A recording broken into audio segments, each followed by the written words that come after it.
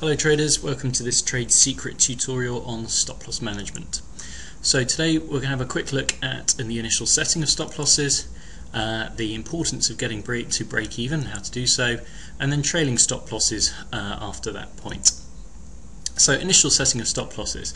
Now all of the strategies here, the bounce and the channel breakout, have their own tutorials and we do look at that in more detail, but just to recap for this tutorial, what we're looking for is basically placing a stop losses where our reason for being in the trade becomes no longer valid. So if we're looking at a bounce trade, we're looking to bounce off a moving average here or the trend line, so naturally the stop loss needs to go beneath that level, because if price comes down through that level, then clearly we were wrong and we don't want to be in the trade anymore.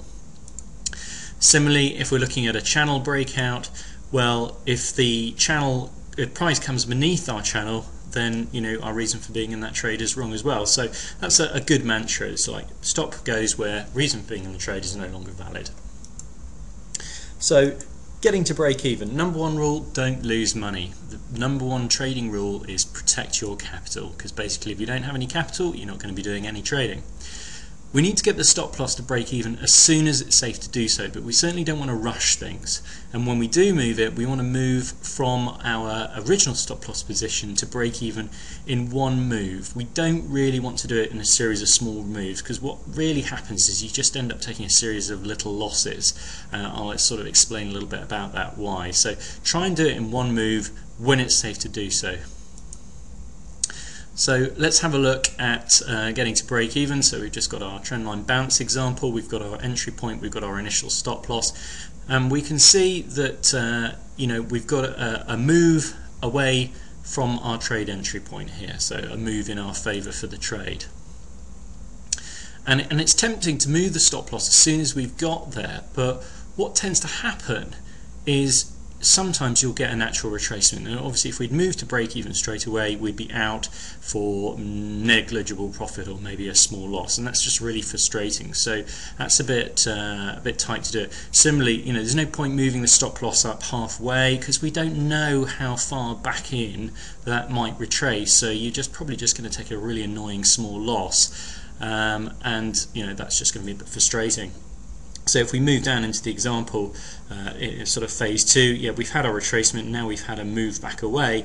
Once we've got clear of our area, and only you'll really know when that is, and it's obviously a bit of an art form, it's no science to it, then we can move our stop loss to break even and get it safe. So that's how we do it, really. Let's have a look at a channel situation. So again, we have a move, triggers into the trade, we move up, possible that it could come back down into the channel. So moving the stop loss too quickly, we just get pipped out for a small loss or a small gain. Similarly, if we move the stop loss halfway through the channel, we don't know how deep that retracement is going to come, and you're much better off waiting for a good clear move before it moves away. So in this instance, we've got nice 3 bars clearly moving away. That is the time then to move to break even. Now it is a bit of an art form, but I'm just trying to demonstrate the principle that don't be too eager, because things do retrace, and that's all perfectly natural.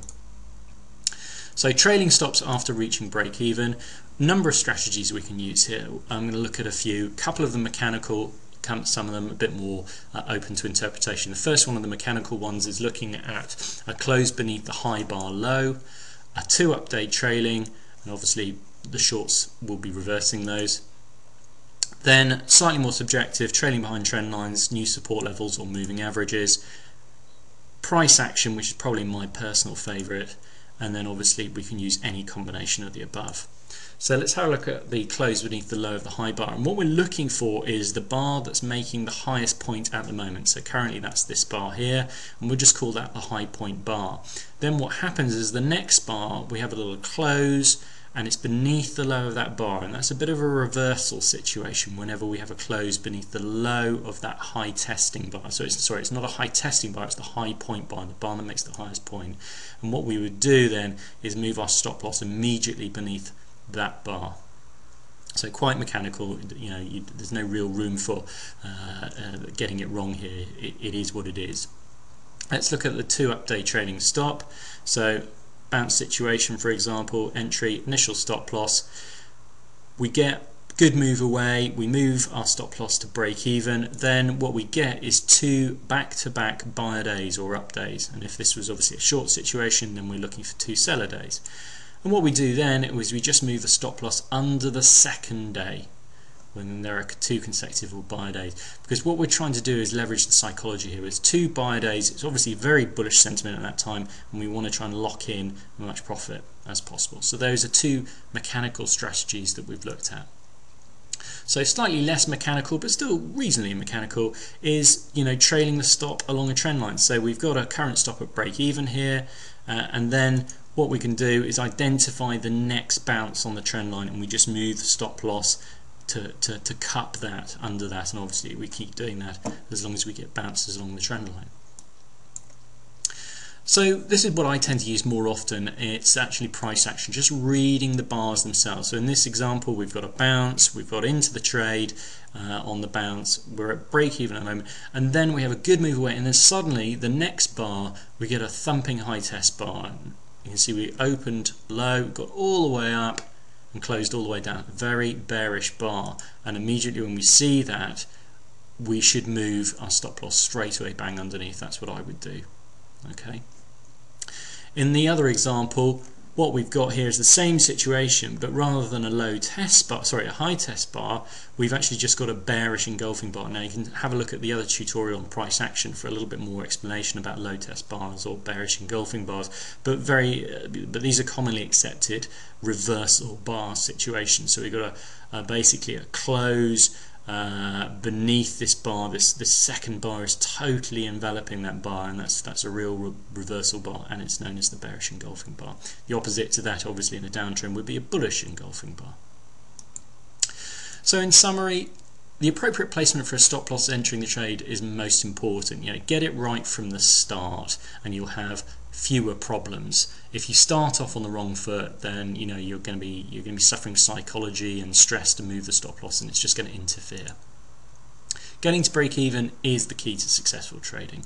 No capital, no trading. Protect your capital at all times within reason. Good stop loss management is an art. It is an art. It is difficult. This is why people don't succeed at trading. It's not really because they've identified poor trades, it's because their stop loss management is not great. So don't rush moving up stops too quickly, but at the same time don't let profits slip away. So easier said than done, but we need that balance. It's better to sell too soon than too late. Obviously, that's for long trades. So maybe you get out of a trade and then it runs away to even more potential profit you could have taken. Well, it's better that way than to take losses, isn't it? Number of ways to trail stops, but I have to say I think price action, trying to read the charts, what is it telling you in the here and now, is generally the most successful and certainly the most meaningful way to trail stops, and that's what I tend to use, although I will use the other strategies when it makes sense to do so. Okay, thanks very much.